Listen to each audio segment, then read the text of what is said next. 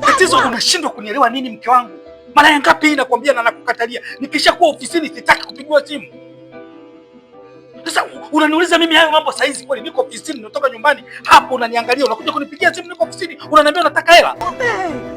Sasa si uangalie hata kwenye draw huko, unaweza ukapata hela, unanipigia mimi ofisini kweli, unapiga simu saizi kweli? Nishakukatalia mara ngapi? Kangu, mbona unakuwa kama una akili vizuri? Hapo mama kijinga hayo bwana. Nikiwa ofisini sitaki kupigiwa simu, nimeshakwambia. Sitaki. A few moments later. Maradhi sio kifo, ila maumivu nimepitia, wali mimi nimeumia, marafiki zangu. Hello baby. Nimefarijika sana kuiona simu yako sasa hivi. Hakika huwa nafurahi sana unaponipigia simu asubuhi.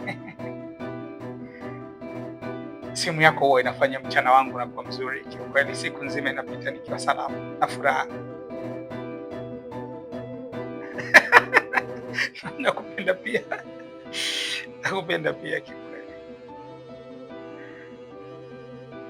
Okay. Kama shilingi ngapi unataka?